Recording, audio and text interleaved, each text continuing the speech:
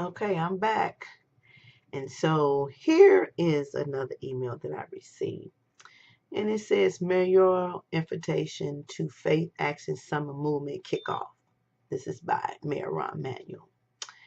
And in this email, he is stating he wants to see every child in Chicago not only strive but thrive in all of our neighborhoods. And that is my top priority. So he's calling on um, the communities to band together. It said, as you know, we are one Chicago, and our future as a city is only as strong as the safety of every child in our community. So he is actually inviting all the faith leaders, members of houses of worship, community organizations, fellow residents to this conference. And he wants every child to live up to their full potential. Uh, we can see our children's infinite potential when we see them on track to achieve 80% graduation rate at CPS. I'm just scanning through this email. Then it skips down and say this year we will provide 22,000 summer job opportunities. And then it says this is why as a city we have made the commitment to expand after school program for nearly 16,000 kids where they can continue learning after school bell rings and receive the values of teamwork and collaboration in the classroom instead of on the street corners. Well, first of all, let me say this. 16,000 is a small number for kids to attend the after school program. That's the first thing. 22,000 jobs is not nearly enough because it's more than 22,000 youth that's out of work in the state of Illinois. Come on now, let's be real. Calculate the numbers. So if anybody is fooled by this, then, Ray Charles can see this through his glasses. This is just a bunch of crock. And if you really cared about the kids, then you would not have all these schools that closed. That wouldn't be a situation.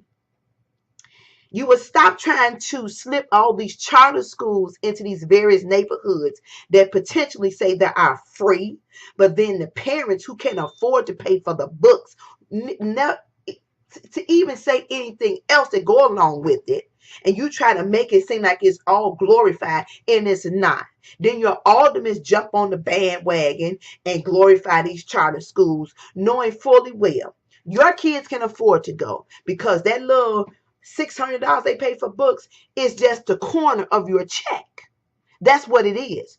But tell that to a parent who only makes $8.25 per hour, and they have two children that you say the charter school would benefit them, and they barely have enough money to survive.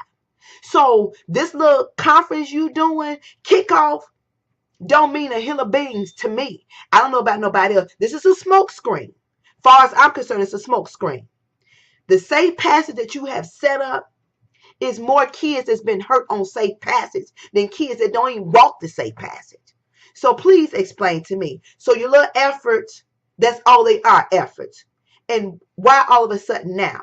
So you figure when your hiney is in a sling, you want to jump in and draw the faith community in that's going to put a Band-Aid on it, and then you want to act like you want to draw the red. You don't give a hill of beans about nobody in the black community, period. Because other suburbs do not, let's face it, other suburbs do not nearly suffer as bad as the black communities. And anybody can go to any state and go to any black community and see for yourself how well your tax dollars or your political figures are working in your areas. Look at Detroit. Look at Indiana. Come on now. Work with me here. We have more abandoned buildings, more schools closing than anybody I know. And if you really want to help somebody, then you will do a wide range of jobs to promote. In every area, you will have some kind of job fair to help people to prepare resume, teach people how to interview. That's how you heal the economy. That's how you build up the states and the cities.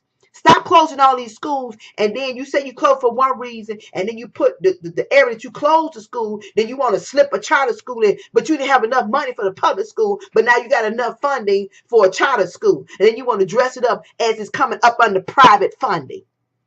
You just lying.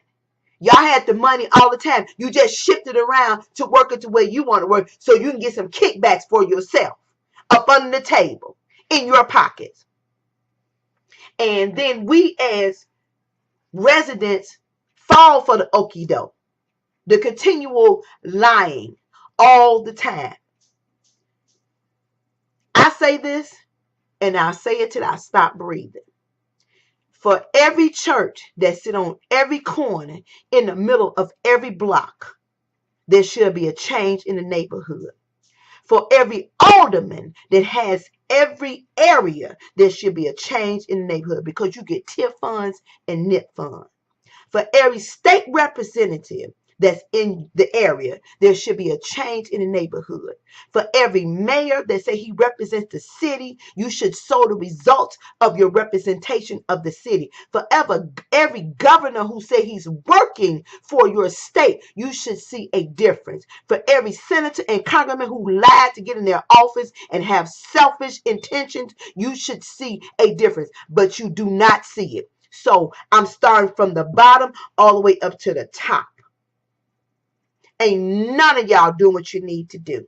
Because clearly, if you walk out in the city portions, you don't see nothing working for the city. Go to the suburbs and you see it all working. You see the money working. You can see the results of TIF funds and NIP funds and how their senators and their aldermen and their congressmen and their state representatives care about their neighborhoods.